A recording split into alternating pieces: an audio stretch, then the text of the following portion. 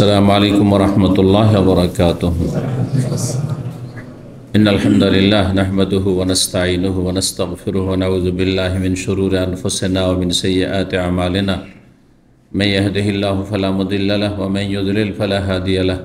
وأشهد أن لا إله إلا الله وحده لا شريك له وأشهد أن محمدا عبده ورسوله صلى الله تعالى عليه وعلى آله وصحبه وسلم تسليما كثيرا. أما بعد.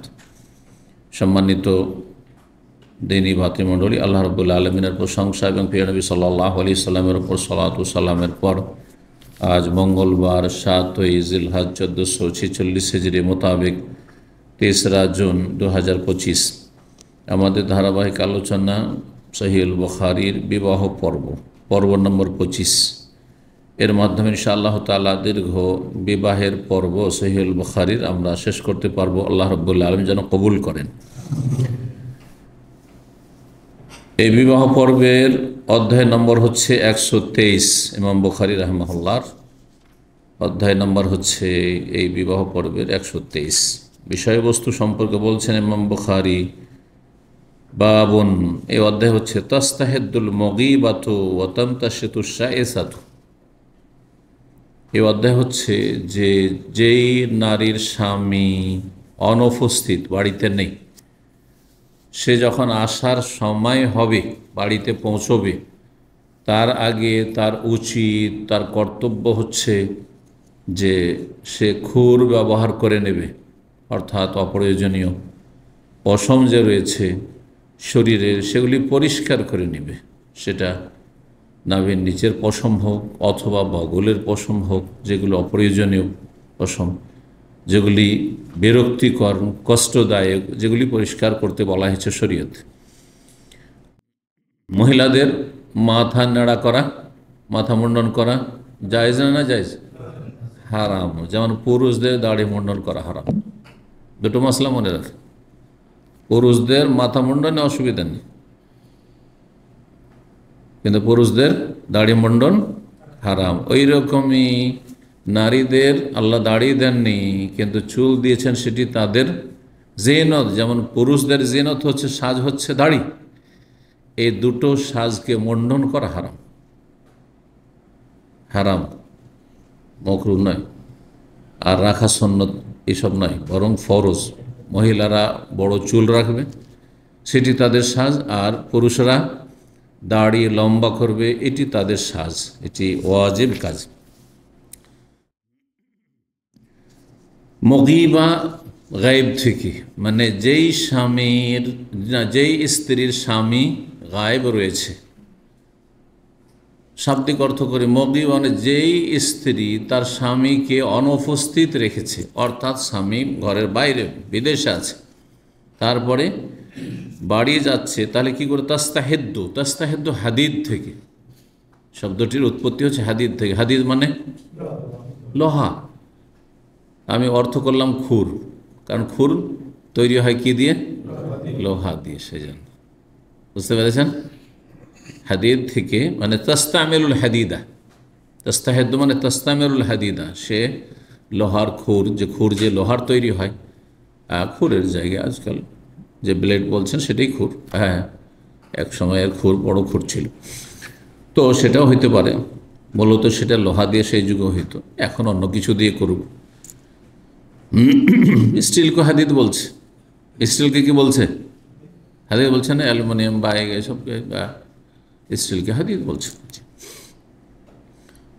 তো যার স্বামী অনুপস্থিত, সেই মহিলা যখন স্বামী আসবে তার আগে খুর ব্যবহার করে পরিষ্কার হয়ে যাবে, পরিষ্কার করে নেবে। অতমতা সে তো শায়েসাত, আর স্বামী যেহেতু বাড়িতে নেই, সুতরাং মাথার চুলগুলি এলোমেলো হয়ে আছে, বিক্ষিপ্ত হয়ে আছে, সেই চুলগুলিকে চিরুনি করে পরিপাটি হয়ে যাবে, সুন্দর হয়ে যাবে। 5247 নম্বর হাদিস এর আগে গিয়েছে এই হাদিসটি। শুধু একটি অতিরিক্ত একটি মাসালা প্রমাণ করার জন্য ওই হাদিসটিকে নিয়ে এসেছেন, কারণ এক হাদিসে, এর আগে অনেকবার বলেছি যে এক হাদিসে অনেক সময় শত শত মাসাইল ইস্তেমবাত হবে। হ্যাঁ, অনেকগুলি মাসাইল, একের বেশি মাসাইল। তো যত মাসআলা একটি হাদিস থেকে বের হতে পারে, ইস্তেমাত হতে পারে, তত জায়গায় হাদিসটি ইমাম বুখারী রাহিমাহুল্লাহ নিয়ে এসেছেন এবং এক একটি মাসআলাকে ভিন্ন ভিন্ন অধ্যায় দ্বারা প্রমাণ করেছেন যে এই হাদিস থেকে এটা প্রমাণিত। যেমন আগের হাদিসটি ছিল ওই হাদিসটি, কিন্তু তাতে ছিল সন্তান কামনার কথা। স্বামী স্ত্রী মিলনের মাধ্যমে মুখ্য উদ্দেশ্য হবে সন্তান কামনা করা, বাচ্চা নেওয়া।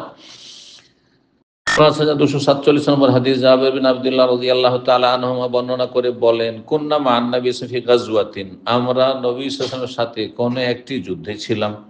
ফালাম্মা কাফালনা, যখন আমরা ফিরলাম, কাফালনা মানে রাজানা।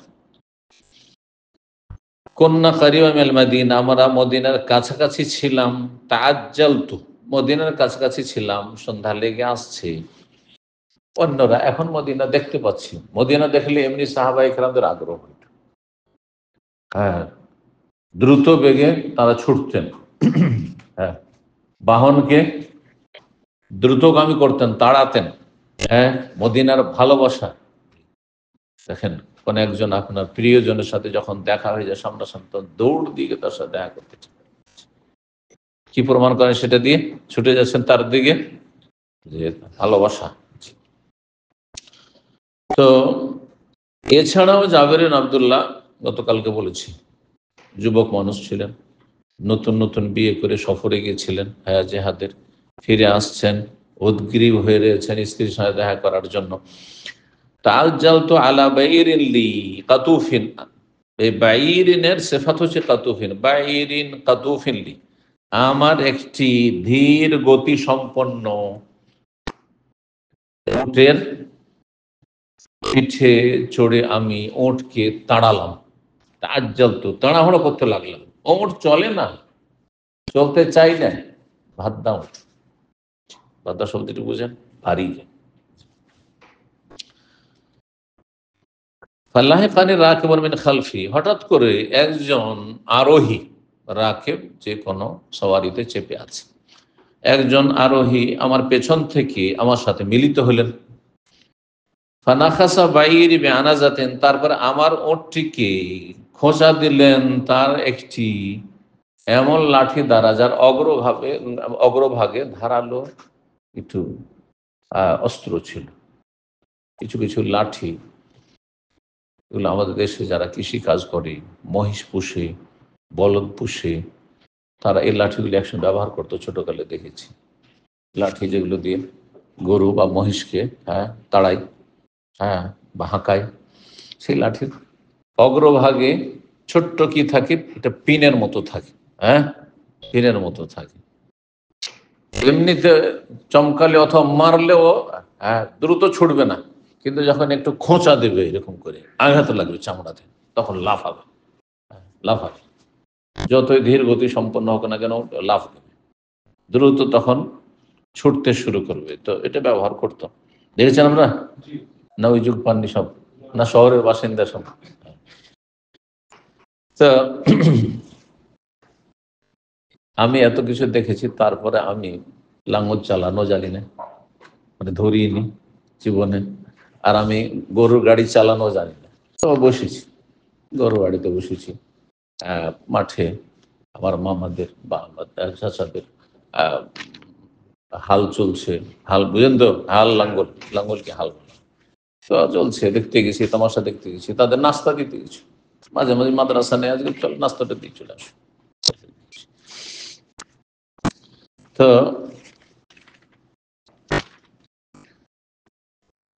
বলছেন যে আমার উটকে আঘাত করলেন একটি লাঠির অগ্রভাগের ধারালো, হ্যাঁ, অস্ত্র দিয়ে। কানাত মাহু, যে লাঠি তার হাতে ছিল। ফাসারা বাইরিকা আহসানে মা আনতা রাইন মিনাল ইবলি, তখন আমার উটটি এত ধীর গতি সম্পন্ন যে ছিল, তার চরিত্র বদলে গেছে, অকল্পনীয়। বলছে ফাসারা বাইরি, তখন আমার ওটটি চলতে লাগলো, কা আহসানে মা আনতা রাইন মিনাল ইবলি, যে কোনো সবচাইতে ভালো ওর জীবনে যে তুমি দেখেছো বা দেখবে, তার চাইতে ভালো দ্রুতগামী চলতে লাগলো, দ্রুত বেগে চলতে লাগলো। নবী সাল্লাল্লাহু আলাইহি সাল্লামের খোঁচার বরকত, এটা মূল বিষয়। যে শুধু আঘাত করা নেই, অন্যের আঘাত হয়তো সেটা হতো না, সাময়িক হইতো, কিন্তু নবী করিম সাল্লাল্লাহু আলাইহি ওয়াসাল্লাম কখনো কখনো পশুর গায়ে হাত দিলে সেটা কি হয়ে যেত, দ্রুতগামী হয়ে যেত, তেজ হয়ে যেত। ফালতাফাত্তু, পিছনে আমি ঘুরে দেখলাম কে এই কাজটি করলেন। ফায়দা আনা বে রাসূলিল্লাহ সাল্লাল্লাহু আলাইহি ওয়াসাল্লাম, দেখি আমি রাসূলুল্লাহ সাল্লাল্লাহু আলাইহি ওয়াসাল্লামকে, ভাবতে পারিনি। ফাকুলতু ইয়া রাসূলাল্লাহ, আমি বললাম হে আল্লাহর রাসূল। নবী সাল্লাল্লাহু আলাইহি ওয়াসাল্লাম জিজ্ঞাসা করলেন, আগের হাদিসটিতে ছিল কথাটি, যে তুমি এত তাড়া তাড়া কেন করছো? ওমা ইউজিলুকা, কি ব্যাপার, এত তাড়া কেন? তখন বলে, হে আল্লাহ রাসূল, এন্নি হাদিসু আহদিন বিউরসিন, আমি নতুন নতুন বিয়ে শাদী করেছি। হাদিস মানে নতুন, হাদিস মানে যেমন বাণী হয়, হাদিস মানে কি হয়, নতুন হয়। আহাদ মানে জামানা, যুগ, আমল, আর ওরস মানে বিবাহ। মানে আমার বিয়ের জামানাটি একেবারে নতুন, মানে এই সদ্য বিয়ে করেছি, শাব্দিক অর্থ করি তথা ভাব অর্থ। কালা, তখন জিজ্ঞেস করলেন, আতাজাওয়াজতা, তুমি বিয়ে করেছো? কুলতুর নাম, হ্যাঁ। অবাক হয়ে জিজ্ঞেস করছে, না রে, এতিম ছেলে বিয়ে করেছে, খুশির খবর, বিয়ে করেছো? কুলতুর নাম, হ্যাঁ। কালা আবিকরা নাম সাইয়েবান, কুমারী না অকুমারী? কালা বললেন, কুলতু বাল সাইয়েবান, বরং আমি ওয়াকুমারী বিয়ে করেছি। না কুমার কি, হ্যাঁ অকুমারী বিয়ে করেছি। সাইয়েব, সাইয়েব দুটো হইতে পারে, তালাক প্রাপ্ত সাইয়েব হইতে পারে, আর বিধবা সাইয়েব হইতে পারে। সাইয়েব কাকে বলা হয়? যেই নারী ইতিপূর্বে কোন পুরুষের সংস্পর্শে গেছে হালাল ভাবে, হালাল বৈধভাবে। এখন গোপনে কেউ জেনা ব্যভিচার করে তো বাহ্যিক তো আমাদের কাছে কুমারী সে, ঠিক না? তো এই জন্য হালাল ভাবে যখন কোন পুরুষের সংস্পর্শে যাবে, তারপরে হয় সেই পুরুষ তালাক দিয়েছে, আর না হলে মারা গেছে, হলে বিধবা হয়েছে। তো আমাদের কাছে সবার জানা যে সে অকুমারী বিবাহিতা ছিল, বিধবা অথবা তালাক।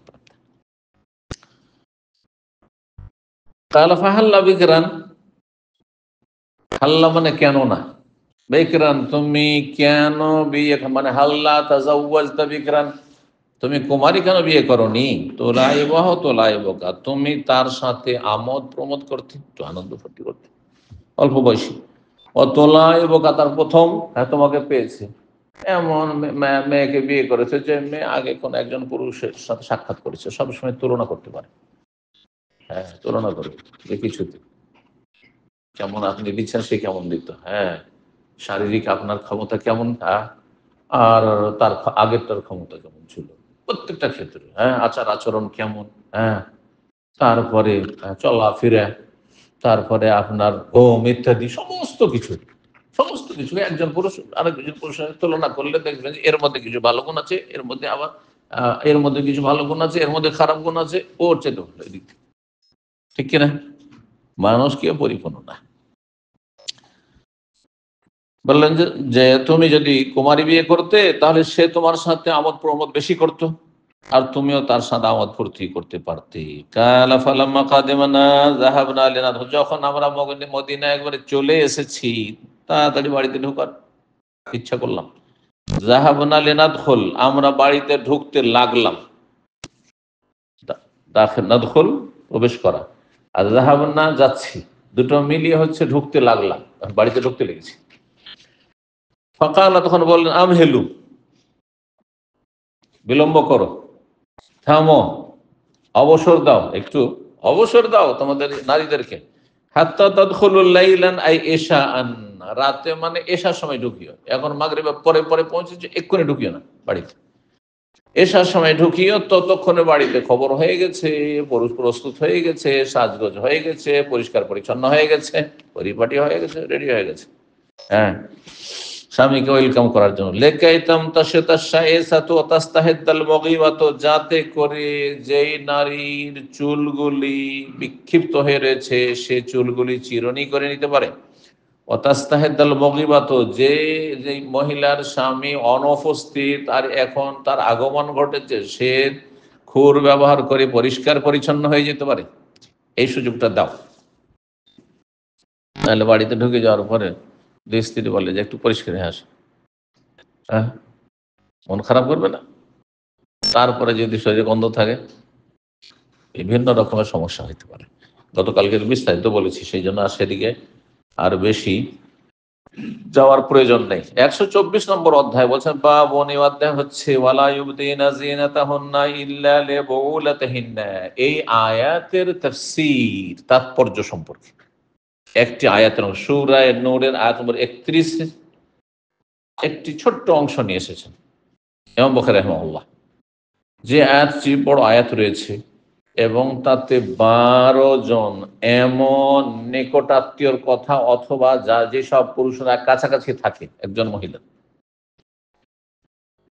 তাদের সম্পর্কে বলা হয়েছে যে তাদের সামনে তোমরা সাজসজ্জা করে যেতে পারো, বা তোমরা সেজে আছো, হ্যাঁ, বা তোমাদের চেহারা খোলা আছে, তারা তোমাদের সামনে আসতে পারে। 12 শ্রেণীর মানুষের কথা বলা হয়েছে, 12 শ্রেণীর মানুষের কথা বলা হয়েছে।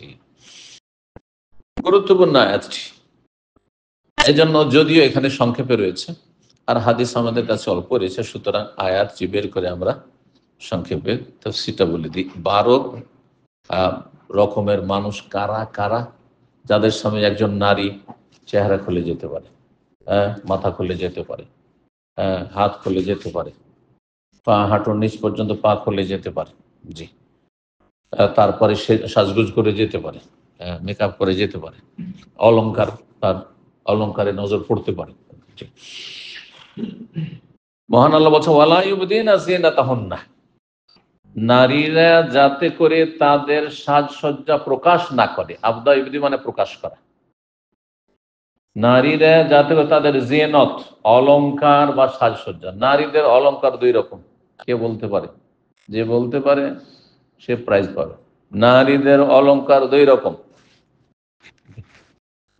হুম হুম লজ্জা আবার কিসের অলংকার? হ্যাঁ হ্যাঁ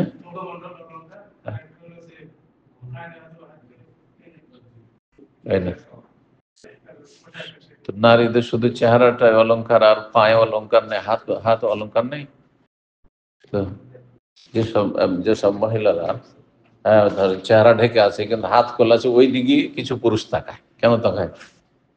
অবশ্যই তাতে অলংকার আছে, নাহলে কেন বা তাকাবে? সেদিকে আকর্ষণ আছে। অলংকার 2 রকম নারীদের, শুনে রাখেন আর বলবেন না। একটা হচ্ছে প্রাকৃতিক, আর একটা হচ্ছে কি বলবেন ওটাকে, কৃত্রিম। হ্যাঁ, একটা হচ্ছে ন্যাচারাল আর একটা হচ্ছে আর্টিফিশিয়াল, ঠিক না? প্রাকৃতিক, যা আল্লাহ যেই সাজসজ্জা দিয়ে সৃষ্টি করেছেন, তা হচ্ছে মাথা থেকে পা পর্যন্ত নারীদের শরীর সব জায়গায় সাজ, মানে সব দিকে পুরুষের আকর্ষণ আছে। পাটাও যদি খোলা থাকে ওই দিকেও দেখবে, যে দেখি একটু রংটা, কিছুই দেখতে পাচ্ছি না, হাত মোজাও পরে আছে, পা মোজা, দেখি ওই পাটা রংটা কেমন আছে, কালো না সাদা, আছে না এক শ্রেণীর লোক। তো আলমারাতু কুল্লুহা আওরাতুন, এই জন্য হাদিস হয়েছে নারী জাতি পুরোটাই হচ্ছে আপাদ মস্তক, কি আওরত, ঢেকে রাখার বস্তু। বেগানা পুরুষ থেকে ঢেকে রাখতে হবে, এটা হচ্ছে আসল। কারণ তার প্রত্যেকটা অঙ্গে আল্লাহ সৃষ্টিগত জিনত রেখেছেন। ওয়ালা ইউবদিনা যিনাতাহুন্না, জিনত প্রকাশ করবেন না। 12 শ্রেণীর মানুষ ছাড়া অন্য কারোর সামনে জিনত প্রকাশ করবেন না। 12 শ্রেণীর মানুষের সামনে জিনত প্রকাশ করতে পারে, প্রাকৃতিক জিনত হয়ে গেল, যার উপর আল্লাহ সৃষ্টি করেছেন। আর কৃত্রিম জিনত, বাকি শরীর ছাড়া সবকিছু, কাপড় চোপড়, এমনকি বোরকাতেও যদি নকশা লাগিয়ে দেয়, একবারে এমব্রয়ডারি নকশা, গোল্ডেন, যেমন আজকাল হচ্ছে, চমকিছে ফুল, তাহলে সেটাও জিনত। কিন্তু সেটা কোন জিনত? হ্যাঁ কৃত্রিম, মসনুই, মানুষের করা।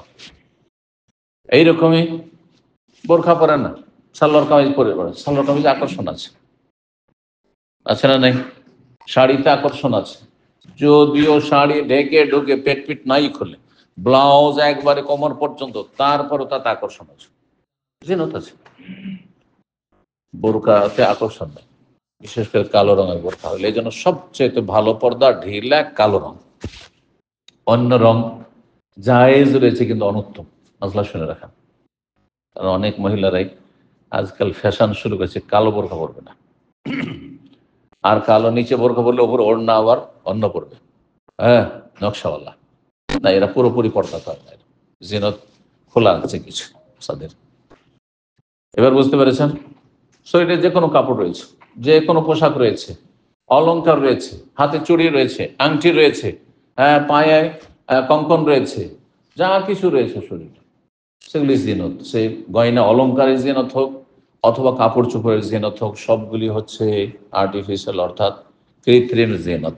কোনগুলি প্রকাশ করবেন না একমাত্র কার সামনে? ইল্লালে বউলাতিহিন্না, তাদের স্বামী। বাল মানে স্বামী, আর বালের বহু বচন বউলা।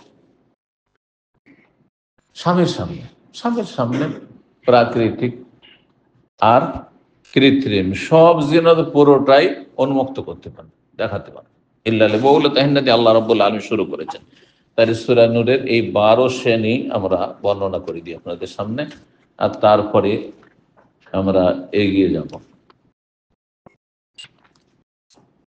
আয়াত নম্বর 31, আল্লাহ রাব্বুল আলামিন ইরশাদ করছেন, ওয়ালা ইউবদিনা যিনাতাহুন্না থেকে শুরু করি, যদিও তার আগে আয়াত শুরু হয়েছে ওয়াকুল্লিল মুমিনাতি ইয়াগদুদনা মিন আবসারিহিন্না। মুমিন নারীদেরকে, রমণীদেরকে বলো তারা যেন তাদের দৃষ্টিকে অবনমিত রাখে। মহিলাও যেন পুরুষদের দিকে তাকিয়ে না বেড়ায় ফেল ফেল করে। আমাদেরকে চেহারা ঢাকতে বলা হয়নি, তার মানে এই নয় যে রাস্তা দিয়ে চলবে আর শুধু সমস্ত পুরুষদেরকে স্টাডি করবে, কে দেখতে কেমন, কে দেখতে কেমন। না, নিজের কাজ করো, এদিক সেদিক এত তাকায় না। দৃষ্টিকে নত রাখতে বলা হয়েছে, রাস্তা চলার মতো করে দৃষ্টি নত রাখবে। ওয়াহফাজনা ফুরুজাহুন্না, লজ্জা স্থানের সুরক্ষা করবে। ওয়ালা ইউবদিনা যিনাতাহুন্না, তাদের সাজসজ্জা প্রকাশ করবে না, ইল্লা মা যাহার, যেটা নিজে থেকে প্রকাশ পেয়ে যায়। নিজে থেকে কোনটা প্রকাশ পায়? ওপরের কাপড়টা প্রকাশ পাবে, এটা ঢাকা সম্ভব নয়। কোন মহিলা যদি বললে আমি বোরখাও দেখাবো না, তাহলে মহিলা কি করতে হবে? বাড়ি থেকে বের হইতে হবে না, ঠিক কিনা? বাড়ি থেকে বেরোতে, আর বাড়ি থেকে বেরোবো না এইরকম করে কেউ চলতে পারবে? আমি কোথাও না কোথাও যেতে হবে, আত্মীয়দের বাড়ি যেতে হবে, অথবা হ্যাঁ স্বামীর বাড়ি যেতে হবে, বাবার বাড়ি থেকে বাইরেতে যেতে হবে, আর অসুস্থ তো হবে, হ্যাঁ হাসপাতাল তো যেতে হবে, বাইরে যেতেই হবে। তো ওপরের কাপড় হচ্ছে মা জাহারা, যেটা নিজে থেকে প্রকাশ পেয়ে যায়, কিন্তু এই জন্য সেটা আকর্ষণীয় যেন না হয়। আর ভিতরের কাপড় যতই নকশা থাকে না কেন, অসুবিধা নেই, কিন্তু ঢাকা থাকে। সেগুলি হচ্ছে জিনত। ওয়ালিয়াদরিবনা বিখুমুরিহিন্না আলা জুয়ুবিহিন্না, আর তারা যেন বড় ওড়না লটকিয়ে নেয় তাদের বক্ষের উপর। কারণ এদিকে আকর্ষণ আছে, শুধু সালোয়ার কামিজ পরে আছে এমন থাকবে না, ওড়না ঢিলা ঢালা ওড়না, মোটা কাপড়ের ওড়না ঝুলিয়ে থাকবে। ওচা নিচাগুলি শরীরের যেন বোঝা না যায়। ওয়ালা ইউবদিনা যিনাতাহুন্না, এখান থেকে শুরু হচ্ছে 12 শ্রেণীর মানুষের কথা। তারা তাদের সাজসজ্জা প্রকাশ করবে না, কারা? নারীরা। ইল্লা লিবুলাতিহিন্না, 1 নম্বর স্বামীর সামনে, আও আবাহিন্না, বাবার সামনে, আও আবায়ে বুলাতিহিন্না, অথবা স্বামীর বাবার সামনে। স্বামীর বাবাকে বাবারা আল্লাহ বলেছেন, তার মানে বাপ হোক, ওইরকম বাবা রা বলেছেন নিজের বাপের ক্ষেত্রে, বাপ দাদা নানা ওপরে যত আছে, দাদার সামনে পর্দা নেই, নানার সামনে পর্দা নেই, হ্যাঁ যেতে পারবে। বাবার সামনে যেমন, শ্বশুরের সামনে যেমন যেতে পারবে, তেমনি দাদা শ্বশুর সামনে যেতে পারবে, নানা শ্বশুর মাহারাম। জানেন না? জানেন না? হ্যাঁ মনে হচ্ছে জানেন।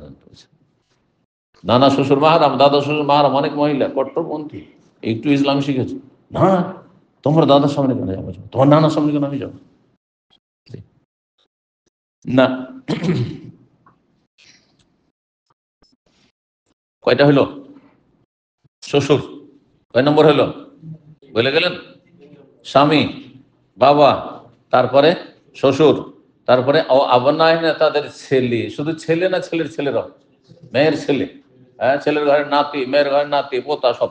জি, অবনায়হীন না, ছেলে। কয়টি হলো?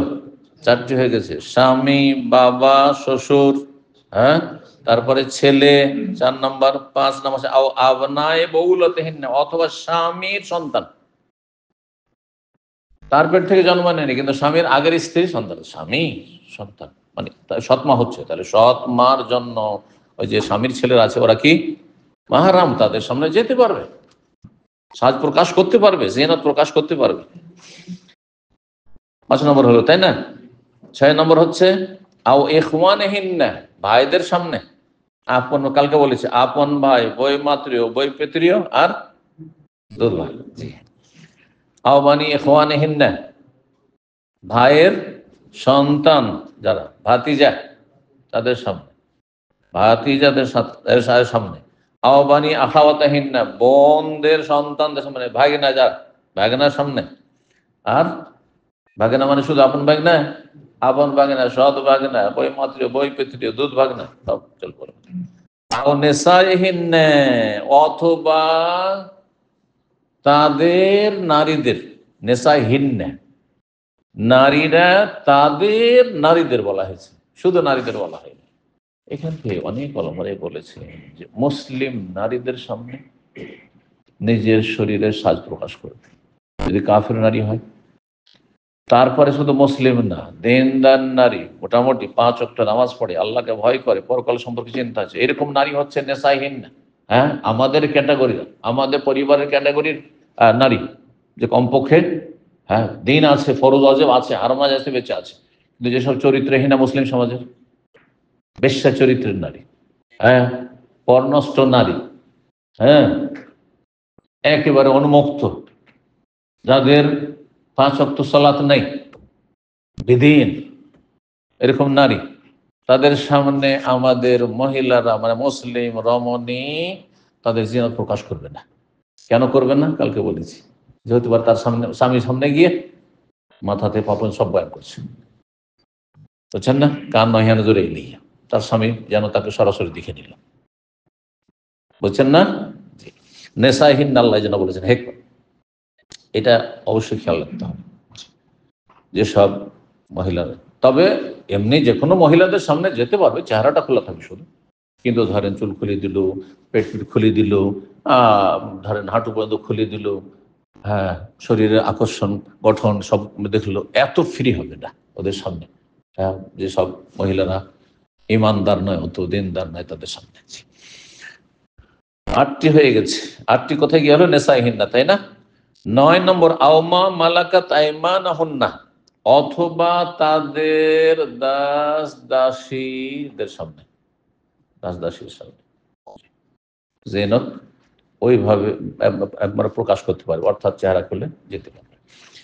আবিত তাবেঈনা গায়রি উলিল ইরবাতি মিনার রিজাল, অথবা পুরুষদের মধ্য থেকে যারা যৌন বাসনা মুক্ত, যৌন বাসনা মুক্ত মানে না, তাহলে পুরুষ বলতো না, নাবালকদেরকে পুরুষ বলা হয় না, তাই না? আসছে ওইটা পরে। কয় নম্বর এটা? 10 নম্বর। 10 নম্বর কারণ আবি তাবেঈনা, তাবেঈনা বলা হয়েছে, বাইরে গিয়ে নয় যে রাস্তা রাস্তায় যৌন কামনা মুক্তদের সামনে সে চেহারা খুলে ঘুরে বেড়াবে। আবি তাবেঈনা মানে ঘরে হয়তো খেদমতের জন্য আছে এমন পুরুষগুলি যেগুলি গায়রি গায়রে উলিল ইরবা, ইরবা মানে প্রয়োজন, তাদের কোনো শারীরিক চাহিদা নেই, হ্যাঁ, কাম বাসনা মুক্ত, তাদের কাম বাসনা বলে কিছুই নেই, যৌন চাহিদা মুক্ত একবারে, অর্থাৎ নপুংস। জি, একজন এইরকম ব্যক্তি, মাদ্রাসা পড়া মৌলভী সাহেব, বড় আলেম না হইল, তার বয়স প্রায় 50-এর মতো হয়ে গেছে, বিয়ে করেনি, আমি চিনতাম তাকে। তো খুব আমাদের অনেক সিনিয়র ছিল সে মাদ্রাসায়, তাকে বললাম যে মামা মামা বলেছিল, আমি ঘটনা এর আগে আইন করেছি, যে মামা আপনি বিয়ে করেন না কেন? হ্যাঁ, আমাদের বিয়ে শাদী হয়ে ছেলে মেয়ে হয়ে গেছে, আপনি আমাদের কত বড়, অন্তত 20 বছরও বড়, তো বিয়ে করেন না কেন? তা যে বাবা, আমি যে কোনো মহিলা দেখলে আমাকে আমার নিজের মায়ের মতো লাগে, এই ভাষায় বলেছিল। তার মানে এ হচ্ছে গায়রে উলিল ইরবা, এর মধ্যে যৌন চাহিদা বলে কিছু নেই, তার সামনে চেহারা খোলা যেতে পারে, কিন্তু এমন তাবে না, ঘুর ঘুর করছে। কে ঘুর ঘুর করে বাড়িতে? বাড়ির চাকর, বাড়ির নকর। আগের যুগে এরকম রাখা হইতো, যেগুলো নপুংস, হ্যাঁ, কিছু নেই, যাদের পুরুষত্ব নেই, এরকমগুলো কি রাখা হইতো? হ্যাঁ, চাকর রাখা হইতো। আর চাকর বাড়িতে আসবে কাজ বিশেষে। এই জন্য অধিকাংশ চাকরদের যৌন চাহিদা আছে, তাদের ক্ষেত্রে মালিক পর্দা করে না, এটা হারাম কাজ করে আমাদের দেশ সমাজে। সাবালক চাকর হয়ে গেছে, বাইরে রাখতে হবে, মোটেই বাড়িতে প্রবেশ করানো জায়েজ না। কয় নম্বর হলো সেটি? হ্যাঁ, 10 হয়েছে এটি। 11 আবিত্তিফিলিল্লাযিনা লাম ইয়াযহারু আলা আওরাতিন নিসা, না 11 হয়েছে, তাবেঈনাতে 11 হয়েছে। আবিত্তিফিলিল্লাযিনা লাম ইয়াযহারু আলা আওরাতিন নিসা, অথবা এমন শিশু, এমন নাবালক ছেলে, নাবালক ছেলে, তেফিল বা বালক যেগুলো বলতে পারে, লাম ইয়াযহারু আলা আওরাতিন নিসা, যারা নারীদের গুপ্তাঙ্গ সম্পর্কে অজ্ঞ। লাম ইয়াযহারু মানে লাম ইয়ালাম, জানে না যে পুরুষ নারীর গুপ্তাঙ্গের ফাংশনটা কি। হ্যাঁ, নারী পুরুষের মিলন বুঝেই না, মাসিক বুঝে না, স্বপ্ন দোষও বুঝে না, এই বয়সে আছে। এই বয়সে মানে কি? হ্যাঁ, 5 বছর, 7 বছর, 8 বছর, 9 বছর, 10 বছর পর্যন্ত। এই জন্য আমি বলি, যদি আমার বাসায় কেউ আসে অথবা আমি কারো বাসায় গিয়েছি, দেখি যে বাচ্চা এইরকম বয়সের, জিজ্ঞাসা করি তোমার বয়স কত। একটা বিয়ের সময় 2টো ছেলে ওইরকম এসছে, জিজ্ঞাসা করলাম তোমাদের বয়স কত? তো একজন বলছে আমার বয়স 9 বছর অথবা 10 বছর। হ্যাঁ, তুমি ভিতরে যেতে পারো। আর একটা ছেলে জিজ্ঞেস করলাম, দেখি একবার ছোট লাগছে, কারণ হাইট বেশি না, তোমার বয়স কত? বলছে 12। বলছে না, এখানে বসতে। 12তে সাবালক খাই না, কিন্তু কিছুটা বুঝতে শিখে নেয় যে পুরুষ নারীর, হ্যাঁ, গুপ্তাঙ্গর বিষয়টি বুঝতে শিখে নেয়, যার ফলে সাবালক না হইলেও মহিলাদের মজলিসে যেতে দেবেন না, জরুরি না হইলে যেতে দেবেন না, নিষেধ করবেন না। আপনি মনে করছেন যে বাচ্চা হয়ে আছে, কিন্তু বাচ্চা না, বিচ্ছি হয়ে আছে। বিচ্ছি বুঝুন তো? হ্যাঁ, এগুলোকে বলে ইঁচুড়ে পাকা। আজকালকার জামানায় তো ইঁচুড়ে পাকা বুঝেন, আরও খুব একটা সুন্দর বাঙালি বলে অকাল পক্ক, বুঝলেন তো? অকালে পেকে গেছে আজকালকার বাচ্চার। আল্লাহ, আমি যখন দোসরি জামাতে কোদরি হানাফি ফেকা পড়তাম আর বলগোল মারাম পড়তাম, হাদিসের কিতাব বলগোল মারাম তো আমিও দার্স দিয়েছি এখানে, তখন আমার বয়স ছিল 13 বছর। যখন প্রথম ওস্তাদে পড়াইতে লাগলো, মাসিকের, হ্যাঁ, সর্বনিম্ন সময়কাল হচ্ছে 3 দিন, সর্বর্ধ হচ্ছে 10 দিন। তারপরে আলমাও মিনাল মায়ে, পানি বেরোলে পানি ব্যবহার করতে হয়। এরকম তাকাই, কিছুই বুঝি না, বুঝলামই না কিছু। আর লজ্জায় সাহসও নেই যে ওস্তাদকে জিজ্ঞাসা করে, আমি তো কিছু বুঝি না, এগুলো নিজের কথা বলছি। তো বড় সঙ্গী আমি সবচেয়ে, ছাত্রদের মধ্যে মানে সাথীদের মধ্যে আমি সবচেয়ে বয়সে ছোট, 13 বছর। বাকিগুলো সব 16-18 হয়ে গেছে। আগের যুগে কিন্তু বুড়ো বুড়ো ছেলেরা পড়তে আসতো, দাড়ি মজ বেরিয়ে মাদ্রাসায় পড়তে আসতো, এসে কোরআন পড়ছে।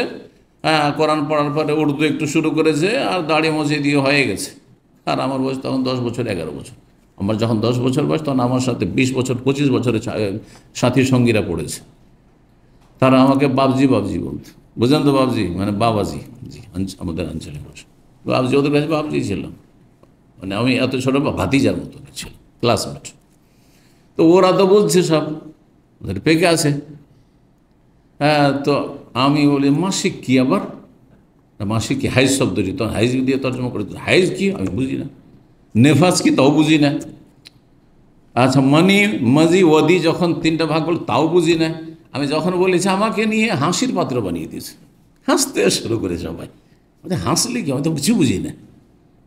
আল্লাহ, পরীক্ষা এসছে, পরীক্ষাতে প্রশ্ন এসছে যে মাসিকের সর্বনিম্ন সর্বর্ধে সময়কাল কত? আমি লিখেছি না বুঝি।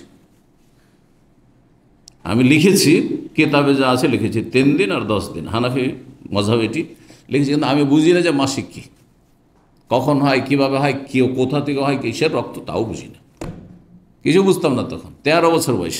আজকালকার বেশি পাকা ছেলেরা অধিকাংশ, যার ফলে সতর্ক হইতে হবে। তো আল্লাহ কি বলেছেন এখানে, এমন বালক হইতে হবে, শাহবালক নয়। শাহবালক হয়েছে কি না, তার মোছে কালো রেখা হয়েছে কিনা ওগুলো বলেননি, বলছে তিফলি, এমন শিশু হইতে হবে, বালক, আল্লাযীনা লাম ইয়াযহারু আলা আওরাতিন নিসা, যারা নারীদের আওরত সম্পর্কে, গুপ্তাঙ্গ সম্পর্কে কোনো খবরই রাখে না, যে নারীদের কি আছে আর নরেরই কি আছে, বুঝে না। নিজেরটা বুঝছে, নরেরটা, কিন্তু নারীর কি আছে তা বুঝে না, এবং নর নারী সম্পর্ক বুঝে না, এগুলো কিছু জান না। ওর সামনে জিনত খুলতে পারে, অলংকার দেখাতে পারে, সাজগোজ করে কোনো মহিলা বসতে পারে, সাবালিকা মহিলা, আর তা আপনার গা হাত খুলতে পারে, চুল খুলতে পারে, জি। ওয়ালা ইয়াদরিবনা বিআরজুলিহিন্না, আর চলাফেরার সময় পা এত জোরে আঘাত করবে না মাটিতে, লিইউলামা ইউখফিনা মিন জিনাতিহিন্না, যাতে আশেপাশের লোকেরা, পুরুষরা জানতে পারে যে তার শরীরে কি কি অলংকার আছে, অলংকারের ঝনকার। এখন ধপ ধপ ধপ ধপ করে যখন হাঁটবে তখন বাজবে না পায়ে অলংকার থাকলে, তো এমনটা যেন না করে। হয় এইরকম অলংকার পর বাড়ির ভিতরে থাকো, যাতে শব্দ হবে, আর না হলে তুমি খুব আস্তে ধীরে হাঁটবে। এইরকমই যারা আজকাল হিলওয়ালা স্যান্ডেল পরে যেসব মহিলারা হাঁটে, উঁচা উঁচা হিল, এরা কখনো দিনদার নেয়। শুনে রাখেন, দিনদার ফ্যামিলি তো আজকাল ফ্যাশন হয়েছে, হ্যাঁ, বেটে মহিলা আর উঁচা হতে চায়, একবার উঁচা উঁচা হিল, কেমন করে যে চলে, আশ্চর্য লাগে। ওটাই জায়েজ নেই, তা আকর্ষণ আছে, জিনত, রাস্তাঘাটের পুরুষরা দেখছে, জি, ওটা জায়েজ নাই। ওয়াতুবু ইলাল্লাহি জামিআন, আল্লাহর কাছে সবাই তওবা করো, আইয়ুহাল মুমিনুন, হে মুমিন সকল, লাআল্লাকুম তুফলিহুন, এতেই তোমাদের সফলতা রয়েছে সার্বিক। এই ছিল আয়াত। এখন চলা যাক তাহলে, আমরা এই অধ্যায়ে বিস্তারিত 12 রকমের পুরুষদের কথা বর্ণনা করে দিলাম, বা লোকের কথা বর্ণনা করলাম যাদের সামনে মহিলা জিনত দেখাতে পারে বা খুলতে পারে। 5248 নম্বর হাদিস বর্ণনা করেছেন আবু হাজেম তাবেঈ, কালা ইখতালাফান নাসু বিআইয়ি শাইইন দুইয়া জুরহু রাসূলিল্লাহ ইয়াউমা উহুদিন, জনগণের মতানৈক্য হয়ে গেল, বিভিন্ন মত পোষণ করতে লাগলো যে রাসূলুল্লাহ সাল্লাল্লাহু আলাইহি সাল্লাম যে আহত হয়েছিলেন তার ক্ষতের চিকিৎসা কি দিয়ে করানো হয়েছিল উহুদের যুদ্ধে। উহুদের যুদ্ধে রাসূলুল্লাহ সাল্লাল্লাহু আলাইহি সাল্লামের দাঁত মোবারক শহীদ হয়েছিল, আর তার সাথে মাথায় আঘাত হয়েছিল প্রচণ্ড, মাথায় যে লোহার টুপি ছিল তার উপরে যে আঘাত করাই তার কড়া বসে গিয়েছিল ভিতরে, যার ফলে গভীর ক্ষত হয়ে গেছিল, যাতে রক্ত বন্ধ হয়েছে রাসূলুল্লাহ সাল্লাল্লাহু আলাইহি সাল্লামের। সেই সময় কি দিয়ে চিকিৎসা করানো হয়েছিল, সাহাবায়ে কেরামের জামানা প্রায় শেষ হয়ে গেছে, মদিনায় এ দ্বিমত শুরু হয়েছে, শুধুমাত্র একজন সাহাবী সেখানে বেঁচে ছিলেন, সর্বশেষ সাহাবী যার ইন্তেকাল হয়েছিল মদিনা মুনাওয়ারায়, তিনি হচ্ছেন সাহল ইবনে সাদ আস-সাঈদী আনসারী রাদিয়াল্লাহু তাআলা আনহু খাজরাজি।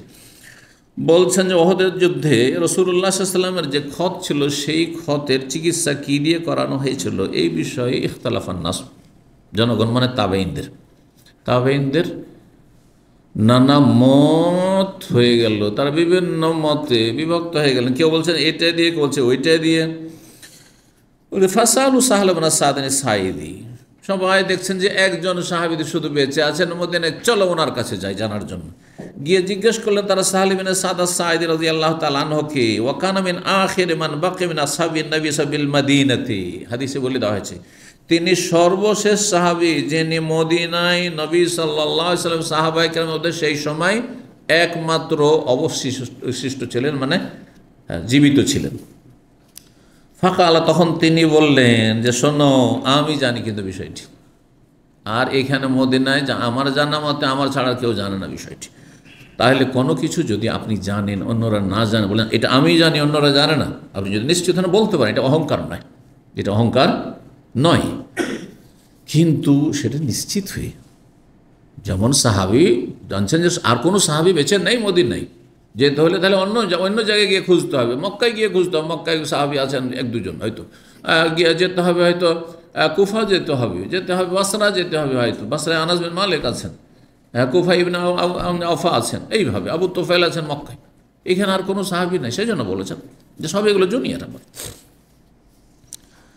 বলছেন তিনি, ওমা বাকিয়া লিন্নাসি আহাদুন আ'লামা বিহি মিন্নি, এই মর্মে আমার সম্পর্কে আমার চাইতে বেশি অধিক জ্ঞানী কোনো মানুষ আর নেই এখানে মদিনায়। ওমা বাকিয়া লিন্নাসি, মানুষের মাঝে আর কেউ অবশিষ্ট নেই, আহাদুন কোনো ব্যক্তি, আ'লামা বিহি মিন্নি, আমার চাইতে বেশি এই সম্পর্কে জ্ঞানী।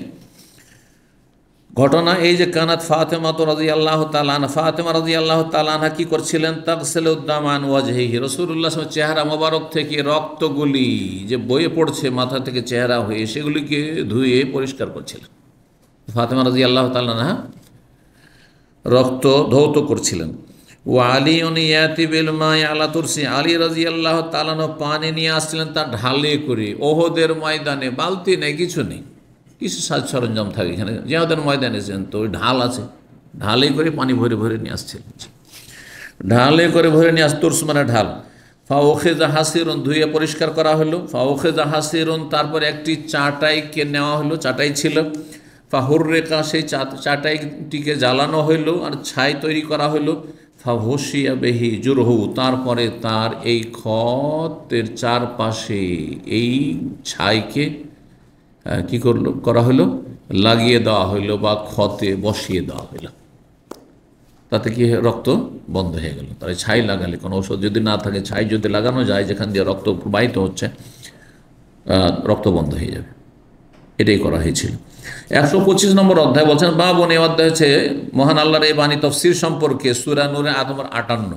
ওয়াল্লাযীনা লাম ইয়াবলুগুল হুলুমা মিনকুম, তোমাদের মধ্যে যেসব ছেলেরা এখনো সাবালক হয়নি, নাবালক হয়ে আছে, সাবালক হয়নি, নাবালক। এখানে আর একটি মাসালা বর্ণনা করা হয়েছে, সেটি হচ্ছে যে 3টি এমন সময় আছে, বিশ্রামের সময়, সাধারণত স্বামী স্ত্রী নির্জনতার সময়, সে এই 3টি সময়ে নাবালক ছেলেমেয়েরাও বাবার ঘরে, নিজের ভাইয়ের ঘরে প্রবেশ করবে না বিনা অনুমতিতে।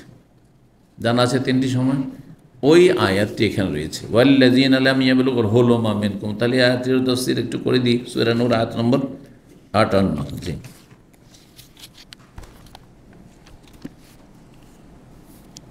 মহান আল্লাহ বলছেন এই সূরা নূরের আয়াত নম্বর 58, ইয়া আইয়ুহাল্লাযীনা আমানু, হে ঈমানদারগণ, লিআস্তাযানকুমুল্লাযীনা মালাকাত আইমানুকুম, তোমাদের যারা দাস দাসী তারা যেন তোমাদের বাড়িতে অনুমতি নেই। তাহলে দাস দাসী হইল, হ্যাঁ, কিন্তু দাসী, তারপরেও এমনকি মহিলা হইল, অনুমতি নিতে হবে ঘরে ঢোকার জন্য, রুমে ঢোকার জন্য।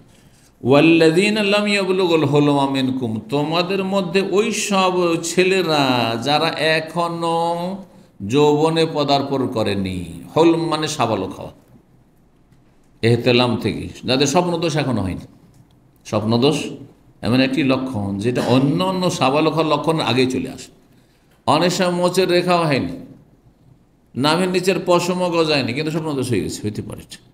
আর যদি নাও হয় তো হলম মানে সাবালক হওয়া, হলম মানে স্বপ্নও হয়, এই জন্য স্বপ্নদোষকে এহতেলাম বলা হয় আরবিতে। ওয়াল্লাযীনা লাম ইয়াবলুগুল হুলুমা মিনকুম মানে আল বুলুগা মিনকুম, ওই সব ছেলেরা, কচি কাচারা যারা এখনো সাবালক হয়নি, নিজের ছেলে, নিজের ছোট ভাই নাবালক, এখনো সাবালক হয়নি, বাড়িতে আছে, না ভাইয়ের ঘরে ঢুকবে না, বাবার ঘরে ঢুকবে না, মায়ের ঘরে ঢুকবে না, দাদার ঘরে ঢুকবে না। কখনো কখনো সালাসা মাররাত, দিনে 3 বার, দিনে 3 বার। এক হচ্ছে মিন কাবলে সালাতিল ফজরে, ফজরের আগেখানে, কারণ সারা রাত পরে ফজর আগেখানে স্বামী স্ত্রীর শারীরিক প্রয়োজন হইতে পারে, যে ভোর হয়ে যাচ্ছে, চলো মিলিত হই। এমন নয় যে ছোটো বাচ্চা গিয়ে এমন সময় ঢুকে পড়ল, হয় দরজা বন্ধ রাখেন, আজকাল লক সিস্টেম আছে, এক সময় তো লক সিস্টেম ছিল না। আর যদি দরজা খোলা থাকে তো মাসলা জানা থাকতে হবে, এই নয় যে জাগাবার জন্য নোট করে আপনার বাচ্চা ঢুকে গেল, হ্যাঁ, 8 বছর 10 বছরের বাচ্চা এসে ঢুকে গেল, আর স্বামী স্ত্রী আপনার আপন কাজে ব্যস্ত আছে। এমন কাজ অনেক মূর্খ লোকেরা 6 বছর 7 বছরের বাচ্চা, একটা বাচ্চা আছে, অন্য রুমে থাকতে পারে না, ভয় পায়, নিজের রুমে রাখে, আবার ওখানে সহবাস করে। সতর্ক সাবধান, অনেক সময় বাচ্চা জেগে আছে, গভীর রাতে, রাত 12টা 1টা 2টোর সময় তো ঘুম ভেঙে গেছে, আপনি কি জানেন, এমনি চোখ বন্ধ করে আছে। এতে চরিত্র নষ্ট হবে আপনার ছেলের, ভবিষ্যৎ খারাপ হবে, তার চারিত্রিক অধঃপতন ঘটবে। সতর্ক, সাবধান। যদিও এরা নাবালক, কিন্তু লামিয়াবলুগুলো হলো মা, 3বার বিনা অনুমতি প্রবেশ করবে না। একবার ফজর আগে, ওয়াহিনা তাদাউনা সিয়াবাকুম মিনাজ যাহির, আর দুপুরবেলা যখন তোমরা গায়ে হাতের কাপড় গরমের সময় রেখে সাধারণত খালি গায়ে হয়ে, তারপর স্বামী স্ত্রী হয়তো একটু কি করছো, বিশ্রাম করছো, কাইরুলা যেটি দুপুরের ঘুম, সেটা জোহরের আগেও হইতে পারে কারোর জন্য, আবার জোহর বা সাধারণত আজকাল আমরা খাওয়া দাওয়া জোহর পরে করি, সেই জন্য জোহর থেকে আসর পর্যন্ত সেটা বিশ্রামের সময়। কিন্তু এমন একটা সময় ছিল সকাল 10টায় খেয়ে দিয়ে হয়তো তারপরে ঘুমিয়ে, আর খাওয়া দাওয়ার পরে মানুষের একটু কি আসে, ক্লান্তি আসে বা ঘুম আসে। এই জন্য বলা হচ্ছে দুপুরবেলা, বলা হচ্ছে জাহিরা, দুপুরবেলা যখন তোমরা শরীরের কাপড় রেখে দিয়ে বিশ্রাম করো, ওই সময় যেন প্রবেশ না করে, কারণ ওই সময়টা হয়তো স্বামী স্ত্রী মিলনের সময় হতে পারে। অমিন বাদে সালাতিল এশার, এশার সালাতের পরে পরে সারাদিন মনটা টানা ছিল, আর তারপরে স্বামী স্ত্রী দেখা হয়েছে, এশা পরে হয়তো মিলন শুরু হয়েছে, আর ওই সময় হুট করে আপনার বাচ্চা 8 বছর 10 বছর বাচ্চা ঢুকে পড়লো, পরে না মোটেই ঢুকবে না, হয় মাসলা শিখিয়ে দিতে হবে, তারপরে যদি অবুঝ হয় তাহলে দরজা বন্ধ রাখতে হবে, লক। আজকাল যেহেতু ব্যবস্থা আছে। সালাসু আওরাতিন, এই 3টি সময়কাল হচ্ছে আবরণের সময়, মানে ইজ্জত ঢেকে রাখেন। হ্যাঁ, আর এই সময় যাতে করে হুট করে প্রবেশ না করে, লাইসা আলাইকুম ওয়ালা আলাইহিম জুনাহুন বাদাহুন্না, এই 3টি সময়ের পরে অন্য কোনো সময় প্রবেশ করতে অসুবিধা নেই। সকাল 9টা 10টাতে বাবা মা ঘরে আছে, ছেলে ঢুকবে, অনুমতির কোনো প্রয়োজন নেই, ঢুকে গেল, যদিও নক করে নিলে ভালো, বুঝলে, কিন্তু ঢুকে গেছে। কারণ এই সময় আপনার মিলনের সময় নেই। যদি এই সময়তে আপনি অসময়ে মিলন করেন, তাহলে আপনি বন্ধ রাখেন, লক করে রাখেন।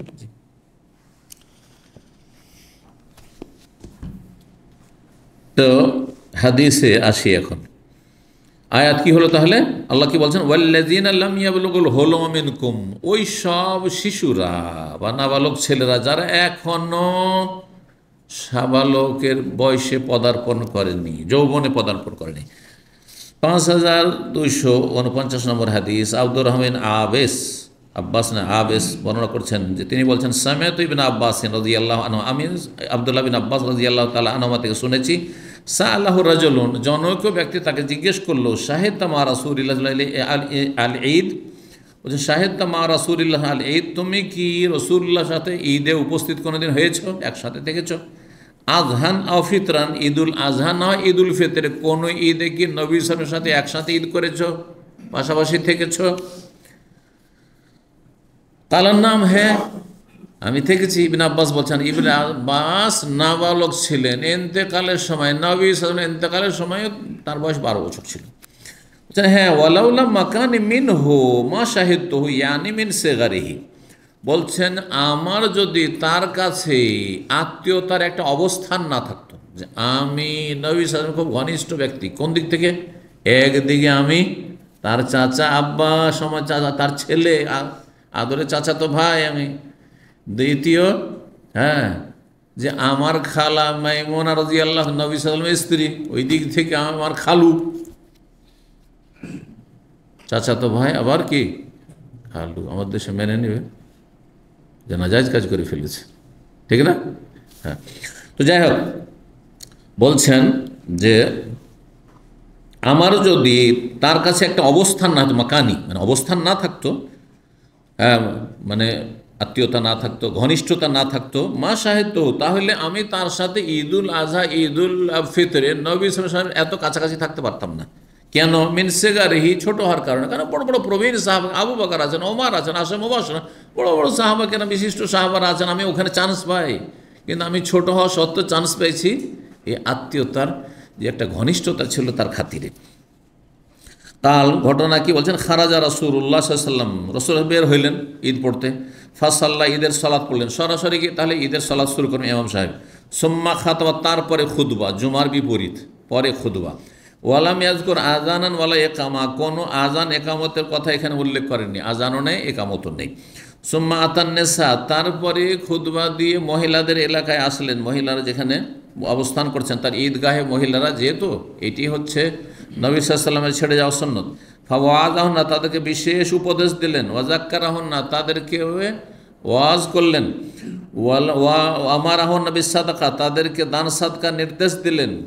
যখন বললেন ইয়া মাশারান নিসায়ে তাসাদ্দাকনা, হে নারীর দলেরা, তোমরা দান খেরাত খুব বেশি বেশি করো, কারণ তোমাদেরকেই আমি সবচেয়ে বেশি সংখ্যায় জাহান্নামে ফাইন্নি ওরিতু আকসার আহলে কন্যা, ওরিতু আকসার কন্যা মিন আহলিন নার।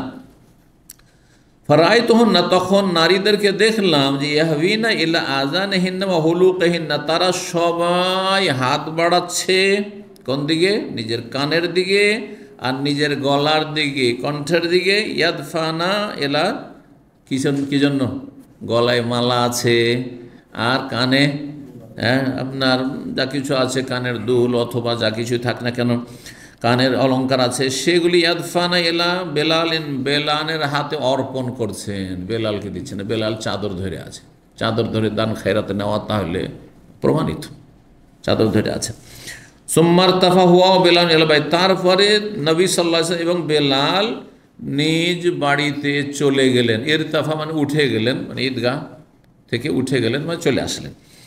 126 নম্বর সর্বশেষ অধ্যায় বলছেন বাবু কওলির রাজুল সাহিবিহি হাল আরাসতুমুল লাইলা ওয়া তানির রাজুল ইবনাতাহু ফিল খাসিরাতি ইনদাল ইতাব। এই অধ্যায়ে দুটো বস্তু রয়েছে বা দুটো বিষয় রয়েছে। এক হচ্ছে, এই অধ্যায় হচ্ছে কওলির রাজুল সাহিবিহি, কোন পুরুষ যদি নিজ সাথী সঙ্গী বন্ধুকে বলে হাল আরাসতুমুল লাইলা, আজকে রাতে তুমি কি সঙ্গম করেছো? কোনো বন্দীকে জিজ্ঞাসা করেন তো জায়েজ না না জায়েজ? হ্যাঁ, আবেগে ফতোয়া দিয়েন না। হ্যাঁ, জায়েজ। হ্যাঁ, অধ্যায় নিয়ে এসছে সেজন্য জায়েজ করে দিলেন। হ্যাঁ, ঠিক না? না হলে হয়তো বলতেন না না জায়েজ। জি, তো হাল আরাসতুমুল লাইলা ওরস থেকে আর বিয়ে শাদী থেকে, হ্যাঁ, মানুষের দাম্পত্য জীবনে যে স্বামী স্ত্রীর সম্পর্ক মিলন। হাল আরাসতুমুল লাইলা, আজকের রাতে বা গত রাতে, আজকের রাতে মানে গত রাতে, গত রাতে কি তুমি বা তোমরা কি করেছো? স্বামী স্ত্রী মিলন করেছো? যদি জিজ্ঞাসা করেন জায়েজ আছে, প্রয়োজন। ওয়া তানির রাজুল ইবনাতাহু, যাকে তাকে জিজ্ঞেস করলে হবে নাকি? হ্যাঁ, ঘনিষ্ঠ ব্যক্তিকে জিজ্ঞাসা করা যেতে পারে, ঠিক না? এখন রাস্তাঘাটে পরকে জিজ্ঞাসা করতে মার খেতে হবে, তাই না? যার সাথে খাতির নেই তাকে জিজ্ঞাসা করে। কিছু কিছু প্রশ্ন এমনি শিক্ষাগত যোগ্যতা জিজ্ঞাসা করা চলে না, বয়স কত জিজ্ঞাসা করা চলে না, ঠিক না? বেতন কত, অনেকে আপনার বেতন কত, মূর্খ, জিজ্ঞাসা করে ঠিক না। বেশি হইলেও বদনজর লাগতে পারে আপনার, আর কম হলে বেচারাকে লজ্জা লাগবে, কেন জিজ্ঞাসা করবেন? বোঝা গেছে কিনা? জিজ্ঞাসা করবেন না।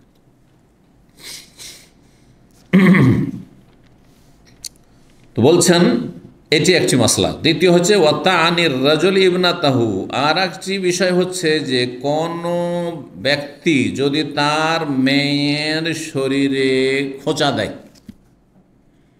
আঘাত করে, মারে মেয়েকে, সাবালিকা মেয়েকে, তো জায়েজ কিনা? ফিল খাসের, কোমরে যদি খোঁচা দেয়, ইনদাল ইতাবে, ভর্ৎসনা দেওয়ার সময় বা তিরস্কার করার সময়, বকাবকি করার সময়, যখন বকাঝকা করে তখন একটু তিরস্কার করতে গিয়ে, বকতে গিয়ে যদি খোঁচা দেয়, হ্যাঁ, এমন খোঁচা নয় যাতে আঘাতে ক্ষত বিক্ষত হয়ে যায়, কিন্তু যদি একটু আঘাত করে বা হালকা মেরেও দেয়, তো সাবালিকা হইলে জায়েজ নয় এমন কথা নেই, জায়েজ আছে, বাবার জন্য জায়েজ আছে। হ্যাঁ, স্বামীর ঘরে চলে গেছে, বিবাহিত ছিলেন মা আয়েশা রাদিয়াল্লাহু তাআলা, স্বামীর ঘরে চলে গেলে আমাদের দেশে কোনো আইব মনে করে, বিয়াদারি, আমাদের অঞ্চলে বলে বিয়াদারি, মেয়েকে মেরে দিয়েছে, ওর গায়ে হাত তুলেছে, বিনা কারণে তুলবে না বা বেশি মারবে না, কিন্তু যদি বেয়াদবি করে, কিন্তু খারাপ, স্বামীর বাড়িতে গিয়ে যদি এমন কিছু করে যে শ্বশুর শাশুড়ির সাথে বেয়াদবি করেছে, কষ্ট দিয়েছে, অথবা স্বামীকে কষ্ট দিয়েছে, স্বামীর সাথে বিনা কাজে থাকতে চায় না, তো শাসন করবে না? প্রয়োজনে শাসন করার প্রয়োজন হইতে পারে, সাবালিকে প্রয়োজনে এরকম করতে পারে শাসন। 5250 নম্বর হাদিস। হাদিস বর্ণনা করছেন মা আয়েশা রাদিয়াল্লাহু তাআলা আনহা বলেন, আতাবানি আবু বকরিন, আমার পিতা আবু বকর সিদ্দিক রাদিয়াল্লাহু তাআলা আমাকে একদিন ভর্ৎসনা দিলেন বা তিরস্কার করলেন, বকাবকি করলেন। ভুল হয়েছিল সেজন্য। ভুল কি? ভুল সেটা অনিচ্ছাকৃত হয়েছে। হার নিয়ে গেছেন, হার ছিঁড়ে পড়ে গেছে। হার এমন জায়গায় ছিঁড়ে পড়েছে সেখানে পানি নেই। হ্যাঁ, পানি নেই, নিজের কাছেও পানি নেই, আর ওই জায়গাতেও পানি নেই। আর তায়াম্মুমের বিধান তখন পর্যন্ত নাজেল হয়নি। তারপরে সূর্য উঠতে যাচ্ছে, সাহাবীরা এসে সবাই অভিযোগ নিয়ে, ইয়া রাসূলুল্লাহ, এটা কেমন হলো? এমন জায়গায় আমরা থামতে বাধ্য হইলাম, কারণ নবী সাল্লাল্লাহু আলাইহি ওয়াসাল্লাম থেমে গেছেন, এখন সাহাবীরাও যেতে পারছেন না, কাফেলা একসাথে যাবে। যে আমাদের লাইসা মা'না মা'ন ওয়া লাইসা আলা মা, না ওদের কাছে পানি আছে না ওদের ওখানে পানি আছে, কোনো পানিই নেই। ফাসাল্লাহু বিগাইরি উযুইন, অনেকে তো সূর্য উঠে যাচ্ছে বিনা উযুতে নামাজ পড়ে, বিনা উযুতে নামাজ পড়ে। আর তারপরে শেষ মুহূর্তে তায়াম্মুমের বিধান নাযিল হইল। ওই সময় যখন সবাই এসে অভিযোগ করছে, আবু বকর সিদ্দিক রাদিয়াল্লাহু আনহু খুব খারাপ লাগছে যে আমার এই মেয়ের কারণে এরকমটা হইল। হ্যাঁ, তখন রাগে গিয়ে ওইদিকে দেখেন নবী সাল্লাল্লাহু আলাইহি ওয়াসাল্লাম বিচলিত না, আর যে স্ত্রী হারিয়ে গেছে সেখানে অবস্থান করছেন বিচলিত, পেরেশান, বকাবকি করছেন স্ত্রীকে। আপনারা কি করতেন? হ্যাঁ, মুষলধারে বৃষ্টির মতো গালি বর্ষণ শুরু হয়ে যেত না, এটা ছিল না। নবী সাল্লাল্লাহু আরামে ঘুমাচ্ছেন, তাও মা এসার রানে মাথা রেখে, যার হারে হারিয়েছে, এটা শেখানোর জন্য। হ্যাঁ, ছোটোখাটো দোষকে এমন কিছু করে দেন আপনারা, না মোটেই না। ধৈর্য, সহ্য, এগুলো প্রশিক্ষণ নিতে হবে। তো বলছেন যে আবু বকর সিদ্দিক রাদিয়াল্লাহু, সেই সময় কি করেছেন, আবু বকর সিদ্দিক রাদিয়াল্লাহু যখন দেখলেন যে আমার মেয়ের কারণে লোকজন এইভাবে পেরেশান হয়ে রয়েছে আর সবাই এসে অভিযোগ করছে, এসে মেয়েকে কি করলেন, বকাবকি করার সাথে সাথে হাতের আঙ্গুল দিয়ে কি করেন, একটু খোঁচা দিলেন, কোমরে কোমরে খোঁচা দিয়েছেন। সেই সময় একটু আঘাত পেয়েছেন, তখন তিনি যেন নড়ে উঠবেন। হ্যাঁ, কাউকে যদি আপনি আঘাত করেন তাহলে কি করছে, লাফ দিবে বাঁচার জন্য, ঠিক না? তো বলছে আমি হয়তো লাফিয়ে দিতাম সেখান থেকে, কিন্তু আমি তো সেখান থেকে নড়তেও পারছি না, কারণ আমার রানের ওপর মাথা দিয়ে রাসূলুল্লাহ সাল্লাল্লাহু আলাইহি ওয়াসাল্লাম ঘুমাচ্ছে, নবী সাল্লাল্লাহু আলাইহি ওয়াসাল্লাম যাতে কষ্ট না হয়। তো বাপ মেয়েকে মেরেছেন জামাইয়ের সামনে, জামাইয়ের সামনে, জামাইয়ের সামনেও মারা যায়, এটাও মাসলা এখান থেকে জানা গেল। জামাই যদি আবার মেনে নেয় তাহলে, কিন্তু যদি আবার জামাই এমন আবেগী হয়, বোকা জামাই, যে আমার স্ত্রী কেন মারলেন, আপনি দুজনে শ্বশুর জামাই মারামারি শুরু হয়ে গেল, ঠিক না? সতর্ক, সাবধান। আপনি মাসলা জানার পরে আপনাকে মাসলা কোনখানে ফিট করা চলবে এটাও জানতে হবে, যে এটা এখানে প্রযোজ্য কিনা, কোন চিকিৎসা কখন দেওয়া যায়, কোন সময় দেওয়া যায়, আর কতটা দেওয়া যায়। তো বলছেন যে আবু বকর সিদ্দিক রাদিয়াল্লাহু তাআলা আমাকে তিরস্কার করতে লাগলেন, ওয়াজালা ইয়াতুনানি বিয়াদিহি, তার হাতের আঙ্গুল দ্বারা বা হাত দ্বারা তিনি খোঁচা দিতে লাগলেন, ফি খাসিরাতি, আমার কোমরে। ফালা ইয়ামনাউনি মিনাত তাহাররুক, আমাকে নড়াচড়ায় একমাত্র বাধা দিয়েছিল মাকানু রাসূলিল্লাহ সাল্লাল্লাহু আলাইহি ওয়াসাল্লাম, রাসূলুল্লাহ সাল্লাল্লাহু আলাইহি ওয়াসাল্লামের অবস্থান, যে রাসূলুল্লাহ সাল্লাল্লাহু আলাইহি ওয়াসাল্লাম আমার রানে হেলান দিয়ে শুয়ে আছেন, কারণ ওয়ারাসু আলা ফাখিযি, তার মাথা মোবারক আমার রানের ওপর ছিল আর তিনি ঘুমাচ্ছিলেন।